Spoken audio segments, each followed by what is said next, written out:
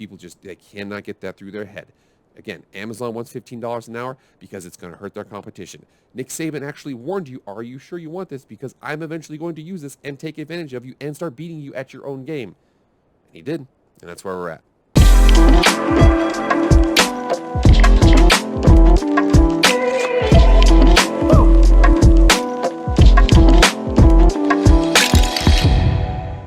What is up, everybody? It is Jake with Master of Football, back at it again. Happy Wednesday. Thank you so much for being here.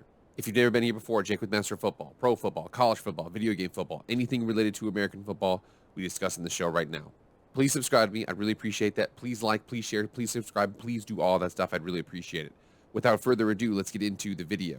All right, guys, thank you so much for checking in. Yesterday was Raider Tuesday. Again, I'm filming this today on Tuesday. Raiders played on Monday night. They won the game. I'm so happy about that. I actually want to talk about a video. We're going to be doing a reaction video to a video that I saw earlier today. I want to go ahead and check it out. It's going to be revolving around college football, and it's going to be revolving around the genius, the sage that is Nick Saban. So here we are. This is going to be reacting to this video here. So this is the late kick with Josh Pate. This video is called Another Nick Saban Warning Comes True. Transfer portal plus NIL late kick cut. Let's get into it. A lot of gnashing of teeth yesterday on early signing day. You watched Travis Hunter and you watched the whole NIL thing come through, and he's headed to Jackson State. And then you look at how many thousands now, yes, thousands are in the transfer portal. And everyone's screaming in all caps, oh, the sport's in a bad place. Sport's not in a good place right now. This is not healthy for college football. And I find it kind of funny because some of the mouths that are exclaiming that are the same mouths that I remember vividly a few years ago saying, don't stop these kids from transferring. They should be able to do whatever they want, whenever they want. The coaches move around, the players should move around, and they should get paid when they do it. Whomst are we to stand in the way of Johnny Four-Star getting paid if someone wants to pay him? Now, to be fair here, and I want to make sure that I articulate this, this is something that I technically agree with too. Now, how it was necessarily set up, not necessarily, but I will say this. Before, what had happened before was that players would be told that they can't leave. Players have to be released from their scholarship by the coaches, but coaches could get offered and leave instantly. So they could leave, whereas the players had to stay. That was unfair. In addition to that, the NIL, a lot of this started with NCAA football and a lot of those lawsuits from Ed O'Bannon and Sam Keller. So with that, what would happen here was these players, the NCAA would tell the players, hey, you need to play for the good reasons. You need to play for good reasons. And then the NCAA, the teams, would go behind their back, not even behind their back. They would do it in front of their face, and they would basically sell them and sell their merchandise off of their likeness and keep the money for themselves. Meanwhile, telling the players, you need to do this for you. You need to do this for you. You need to be honorable. This is all about sportsmanship or amateurism, whereas we're going to keep all of your money. So that's where it kind of came from. I don't disagree with that sentiment. I do think, though, that, and here's the point, though, and you'll see this throughout the video, is that a lot of people thought this was going to level the playing field from the top down to the bottom. It's going to make it a more level playing field. And this is foreshadowing in this video.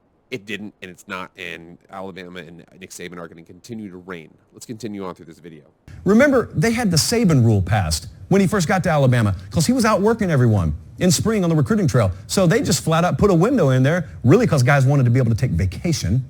And they said, you can't be out evaluating if you're a head coach. And he still dominated. Here we are on BleacherReport.com in reference, and again, here are the receipts for what he's saying here. The Saban rule changes the landscape of the spring evaluation period. This is from April of 2008 by Nick Gulas, again, BleacherReport.com. Article reads here, April 15th was the beginning of the spring evaluation period in college football, giving coaches until the end of May to evaluate upcoming high school seniors. However, this offseason, the first time ever, head coaches will be staying on campus and away from potential recruits. This is due to a new rule passed by the NCAA and originally brought to light by coaches of the SEC. The new rule states that head coaches can no longer go evaluate recruits on the road during the spring. The idea is to prevent bump-ins between head coaches and recruits when the coaches are out talking to high school coaches. What they're trying to do here, and again, they're trying to alleviate this situation because, again, everybody says right here, this rule is believed to have been put in place to prevent two SEC coaches, Nick Saban and Urban Meyer, who both had #1 recruiting classes from the past, from gaining an advantage on the recruiting trail. Both coaches used to travel furiously during the spring as to go on as many schools as possible to evaluate as many kids as possible. Well, like he said right now, Alabama right now, the 2022 class, again, this is almost 20 years after that moment. and they have the number 2 class in the country. So much for bumping into, oh no, no. Yeah, they're still a top 5 class. This didn't do anything to slow down Alabama at all. And then they had that instance where he asked you, is this really what you want college football to be? You had tempo, you had RPO, you had different offensive lineman downfield rules at the pro level as opposed to the college level, and everyone said, oh, he's whining. So here we are, AL.com, I think it's Alabama. Is this what we want football to be? Nick Saban opines about no-huddle offenses. January 14th, 2019. So again, this is after the 2019 season. We're going to check it out real quick. So it says here, just a few days removed from facing Ole Miss offense that rarely huddled and played at an up-tempo pace, Alabama head coach was asked for his thoughts on that kind of trend sweeping across college football. His answer instantly made waves on Twitter and all of the other areas of the internet that talk about the sport. I think that the way people are going about no huddle right now, at some point we should look at how fast we allow the game to be played in terms of safety. The team that gets in the formation group, you can't substitute defensive players. You go on 14, 16, 18 play drive and they're snapping the ball as fast as you can go, and you look out there and all your players are walking around and can't even get lined up. That's when guys have a much greater chance of getting hurt when they're not ready to play. I think that's something that can be looked at. It's obviously created a tremendous advantage for the offensive teams are scoring 70 points, whereas we're averaging 49.5 a game. With the people that do those kinds of things, more and more people are going to do it. Well, it turns out more and more people are going to do it, and guess who's doing it? Nick Saban. No, he wasn't whining. He just waited for you to answer. You said, yes, this is what we want college football to be. He overhauled his entire philosophy offensively, and then he started buzzsawing you to death. It's just the difference is he didn't suffocate you anymore. He hung 50 on you. And then the transfer portal. He said, this is not good for the sport. And everyone said, you just want to hoard all the talent over there. And he said to you, no, what's going to happen is some pretty good players are going to leave our program. I'm going to go take the best players in the country. But nope, we opened up that transfer portal anyway. And who's Jamison Williams playing for? Where's he going to be playing New Year's Eve? In the playoff as the leading receiver for the defending national champ that is again going to challenge for a national championship. In addition to Jameson Williams, they also got Eli Ricks. Eli Ricks was the former 5-star All-American at LSU, stays in the SEC West with the Crimson Tide. So the thought process behind the transfer portal was that Alabama can't just hoard all these players. Originally, it was scholarship limitations. So right now, FBS only allows 85 scholarships on a team. But that was originally put into place to prevent Alabama, LSU, USC from getting 115 dudes on scholarship and having those dudes just kind of stay there continually throughout their career, not being able to transfer out, not be able to play elsewhere. So 85 scholarships. Again, still doesn't really affect Alabama. The transfer rule basically says that, hey, if coaches can transfer instantly are available to play, why can't players transfer instantly be able to play? So a lot of people were saying, he was like, are you sure this is what you guys want to do? And everybody's like, oh, Nick Saban, you're all worried about this. You're all worried.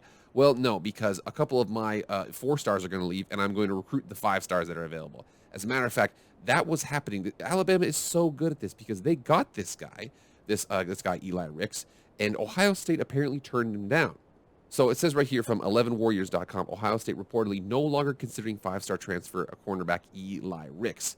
So when you come down here and check it out here, this tweet from Dan Hope, Ryan Day stated, the amount of players in the transfer portal right now, it's mind-boggling. Day says the Buckeyes are going to be careful about not bringing in too many players from the transfer portal and potentially upsetting team chemistry. No, that's a fancy way of saying we've been training these guys for a couple years. If we bring Eli Ricks in, they're going to transfer away, and I don't want that to happen. Whereas Nick Saban basically said, hey, I'm Nick Saban. I send third-string cornerbacks to the NFL draft. Come play for me. So, again, another rule, another example where Nick Saban was going to be hurt. Oh, are you worried about this, Nick? No, I'm worried about it for your guys' sake. And now NIL comes along. Nick Saban hates NIL. If he tells you otherwise, he's just saying it because he has to. Nick Saban hates NIL.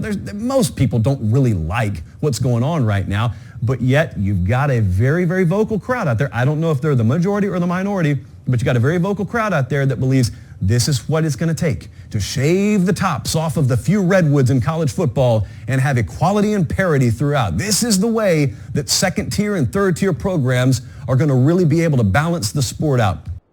Yeah, that is, now again, he's not saying, he's basically saying he's advocating for what people out there are saying. The fact that now NIL, name, image, and likeness you can be paid for and compensated for your name, image, and likeness out there. This is going to take the top off the redwoods, meaning the top flight schools are going to be brought down to peg. I mean, even just saying that out loud sounds so stupid. So are you telling me that now you're able to monetize your name, image, and likeness, and you're going to get more money by leaving the team that's always on TV, that's always on the national championship hunt? So you're going to get more money by leaving Alabama than you are going to get by staying at Alabama. Objectively stupid, okay? Officially, that's a dumb statement, okay? Alabama right now, name, image, and likeness, there are so many people out there that are fans, that are, boosters. There are things like that with name, image, and likeness that are like, yo, dude, you've got that number on the side of your dial. You've got that crimson. We don't care if you're the fourth stringer, okay? You're going to be worth X amount of $10,000, $8,000, $9,000 a year. And who knows what it is? I mean, who do you guys think can pay more, Alabama or not Alabama? Yeah, Alabama can pay more. I think one of the defining moments of Nick Saban's entire career at Alabama wasn't a championship. It wasn't a huge crippling loss in his rebound. It was when he sat at that podium several years ago and he said, is this really what you want college football to be? And this could apply to a number of topics right now. The biggest critical mistake that so many people made is they took that as nervousness and as a defense mechanism, and they should have taken it as a blaring warning sign. 100% facts. Zero lies detected. Again, we keep on trying to come at Nick Saban, and he keeps on telling you, dude, here's the deal. You know that if my offensive lineman can be downfield 3 yards and yours can't too, my 330-pound offensive linemen are going to be better at it than yours, okay? Do you really want to be in a situation where anybody can leave and come to anywhere in the world? So, yeah, I might lose some 4s, but I'm going to gain some 5s. Do you really want to have the name, image, and likeness out there so that now teams and players can go out there and monetize their likeness? There is no likeness worth more than Alabama player, okay? So the transfer portal, NIL, up-tempo offenses, recruiting, the Saban rule, there is no realm where Nick Saban is not dominating you guys right now. This reaction, I love this video. It absolutely positively nailed it out of the park. A lot of people thought, and again, I love the way that he said it, that a lot of people thought that Nick Saban was nervous when he was warning you about this. No, and again, I want to break this back to kind of a financial and legislation situation. Amazon wanted $15 an hour. Amazon was advocating for $15 an hour. And people are like, what? Why would Amazon want $15 an hour? That's going to hurt Amazon. No, that's not going to hurt Amazon. Raising the minimum wage hurts Amazon's competitors, okay? It makes Amazon that much more dominant because they can pay $15 an hour and a lot of smaller mom and pop shops can't. People thought the same thing here, where he's like, are you sure you want this? Are you sure you want this? Are you sure you want this? Like, yeah, he's nervous about this.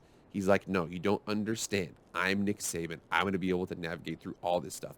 I have more guns than you. I'm going to be able to win this war. Can you keep up with me? Probably not. Now, I have several levers, more levers, and I've learned the landscape here to adjust and to dominate you and to continue to dominate you. People they cannot get that through their head. Again, Amazon wants $15 an hour because it's going to hurt their competition. Nick Saban actually warned you, are you sure you want this? Because I'm eventually going to use this and take advantage of you and start beating you at your own game. And he did, and that's where we're at. Absolutely love that video. Go follow that video. I'm going to include that in the description. If you guys have any questions for me, just let me know. But again, I absolutely love that. Wanted to react to it and to get it out there. All right, guys, I'll see you guys on Friday, Christmas Eve. I'll have something filmed in advance because I'm going to be on a plane early in the morning. But I will see you guys then. I am out.